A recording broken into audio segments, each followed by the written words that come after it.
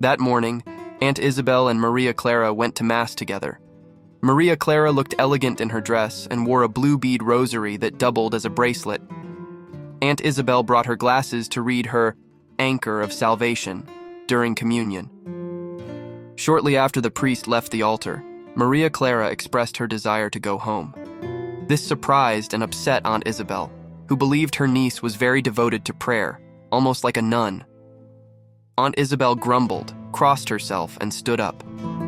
Maria Clara might have softly said, "The good Lord will forgive me, Aunt Isabel, since he understands girls' hearts better than you do," to respond to her aunt's stern yet caring remarks. After breakfast, Maria Clara grew impatient. She worked on a silk purse while her aunt tried to clean up the previous night's mess with a feather duster. Captain Tiago was busy with some papers. Every noise from the street, every passing carriage made Maria Clara's heart beat faster and made her feel shaky. She wished she could be back in the quiet convent with her friends, where she could see him, her childhood companion, without feeling so emotional and restless. They had played together and even argued sometimes. If you've ever loved, you understand her feelings. If not, it might be hard to grasp. Captain Tiago said, "I believe the doctor is right, Maria. You should go to the countryside for some fresh air since you look pale. How about Malabon or San Diego?" When he mentioned San Diego, Maria Clara blushed and couldn't respond. "You and Isabel can go to the convent to get your clothes and say goodbye to your friends," he added without looking up.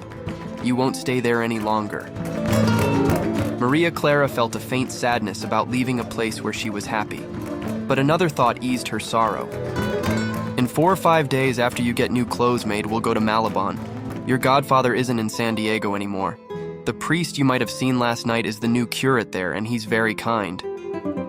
Aunt Isabel suggested, "I think San Diego would be better, cousin. Our house there is nicer, and the fiesta is coming up."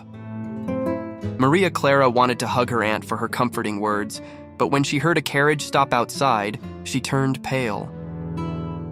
"Ah, very true," Captain Tiago agreed, then called out, "Don Crisostomo!" Maria Clara dropped her sewing and wanted to move, but couldn't.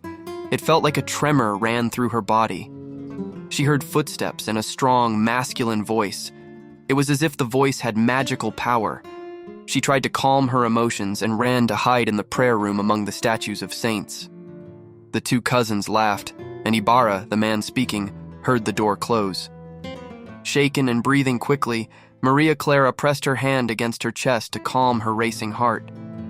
She heard his voice, the one she had only dreamed of, calling for her. Overcome with joy, she kissed the nearest statue of St. Anthony the Abbot, a saint often associated with love and temptation. Then she tried to peek through the keyhole to see him better. Smiling, when her aunt grabbed her, Maria Clara threw her arms around her aunt's neck and kissed her repeatedly. "Foolish child, what's wrong with you?" her aunt finally said, wiping a tear from her tired eyes. Maria Clara felt embarrassed and covered her face with her arm. "Come on, get ready," her aunt added warmly.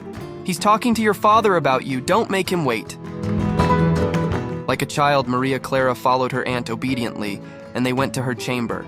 Inside, Captain Tiago and Ibarra were having a lively conversation when Aunt Isabel entered, half dragging Maria Clara, who was looking around nervously instead of at them. What were they saying? Their eyes spoke a language more perfect than words, a language that connected their souls without needing sound. In moments like these, when two happy people share feelings through their eyes, words become unnecessary. The spoken word is like a slow thunder compared to the quick flash of lightning, expressing feelings already understood. When love shines in their eyes and then hides, speech can't keep up. Smiles, kisses, and sighs are their answers. Soon, the two lovers escaped the dust from Aunt Isabel's broom and found themselves on the rooftop garden where they could be alone among the small trees and arbors.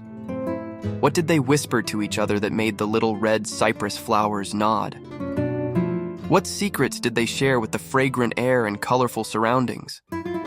The gentle breeze and sunbeams could only partially understand, but I am determined to tell you. The sky was blue, and a fresh breeze stirred the leaves and flowers. The cypresses, orchids, dried fish decorations, and Chinese lanterns trembled gently. They could clearly hear the paddles splashing in the muddy river and the carriages passing over the Binondo Bridge. They didn't hear Aunt Isabel murmur, "That's better, there you'll be watched by the whole neighborhood." At first, their conversation was light and silly, filled with sweet words that sounded charming at home, but might make foreigners laugh or frown. Maria Clara, feeling a bit jealous, asked her sweetheart, "Have you always thought of me? Have you never forgotten me while traveling in big cities among so many beautiful women?" He, also feeling protective, tried to dodge the question with a small story. "Could I ever forget you?" he said, looking deeply into her dark eyes. "Could I break my promise, my sacred oath? Do you remember that stormy night when you saw me crying alone beside my deceased mother and came close to comfort me? You touched my shoulder, the one you hadn't let me touch before, and said, 'You lost your mother, and I never had one.' We cried together. You loved her, and she treated you like a daughter. It was raining and lightning outside, but inside, I heard music and saw a smile on my mother's pale face. I wished my parents were alive to see you now. I held your hand and my mother's and swore to love you and make you happy no matter what. That promise has never been a burden, and I renew it now. Could I forget you?" he continued. "Thinking of you has kept me strong during my travels and eased my loneliness in foreign lands. Memories of you have kept me connected to our homeland, unlike the influence of Europe that makes many Filipinos forget their roots. In my dreams, I saw you standing by the Manila shore at dawn, and I heard sad songs that reminded me of our childhood, our joys, and the happy past you brought to our town. You seemed like a fairy, a spirit, the poetic soul of our fatherland, beautiful, genuine, and a true daughter of the Philippines. Your love has become one with my love for our country." "Could I forget you?" he asked. "Even in Germany, wandering through poet-filled forests and listening to old legends, I called your name, imagining you in the mist or hearing your voice in the rustling leaves. When I heard the songs of peasants returning from work, it felt like they were singing for you, making my dreams seem real. Sometimes, lost in mountain paths as night fell, I searched among the pines and oaks and thought I saw you as a loving shade between light and shadow. When the nightingale sang, I believed it was inspired by you. Have I thought of you?" he continued. "Love has warmed the snow and colored the ice. The beautiful skies of Italy reminded me of your eyes, its sunny landscapes of your smile. The plains of Andalusia, with their romantic scents and hues, spoke of your love. On moonlit nights boating on the Rhine, I wondered if my imagination was deceiving me as I saw you among the poplars on the shore, or heard you singing in the night to comfort lonely castles." Maria Clara smiled and replied, "I haven't traveled like you. I only know our town, Manila, and Antipolo. But since I said goodbye and entered the convent, I have always thought of you, except when my confessor told me to forget. I remember our childhood games and quarrels. You picked the most beautiful shells and searched the river for smooth-colored pebbles for our games. You were always losing, and I'd slap you gently as a forfeit, but I felt sorry for you. You cheated more than I did, and we often ended our play fighting. Do you remember when you got really angry at me? We were bathing in the brook under thick bamboo with many flowers and plants. You tried to impress me with Latin and Spanish names, even studying at the Ateneo. I didn't pay attention and chased dragonflies and butterflies instead. Sometimes I tried to surprise you or catch little fish. Once you brought me a crown of leaves and orange blossoms, calling me Chloe, and made one for yourself with vines. But your mother took my crown and mixed it with water for our heads. You were upset, and we didn't talk all day. On our way back, I picked sage leaves for your hat so you wouldn't get a headache. You smiled, caught my hand, and we made up." Ibarra smiled happily as he opened his pocketbook and took out some dry, fragrant leaves. "Your sage leaves," he said, showing her. "This is all you gave me." Maria Clara took a small white satin pouch from her chest. "Don't touch this," she said, tapping his hand gently.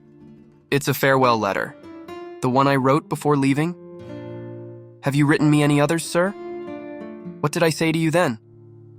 "Many lies, excuses from a delinquent debtor," she replied with a smile, showing him how much she cherished his words. "Be quiet now. and I'll read it to you without your fancy phrases so you don't become a martyr." She raised the paper to her eyes so he couldn't see her face and began to read, but stopped as Ibarra became pale and started pacing. "What's wrong? What's troubling you?" she asked. "You almost made me forget my duties. I must leave for town now. Tomorrow is a day to honor the dead." Maria Clara looked at him quietly for a few moments, then picked some flowers and said emotionally, "Go, I won't keep you. We'll see each other again in a few days. Place these flowers on your parents' tomb." A few moments later, Ibarra went downstairs with Captain Tiago and Aunt Isabel, while Maria Clara stayed hidden in the prayer room. "Please tell Andeng to prepare the house since Maria and Isabel are coming." "Have a safe journey," said Captain Tiago, as Ibarra got into the carriage, which quickly left for the San Gabriel Plaza. Later, to comfort Maria Clara, her father said while she wept beside an image of the Virgin Mary, "Come, light 2 candles, one for Saint Roch and one for Saint Raphael, the protector of travelers. Light the lamp of Our Lady of Peace and prosperous voyages, since there are many travelers. It's better to spend 4 reals on wax and 6 cuartos on oil now than pay a big price later."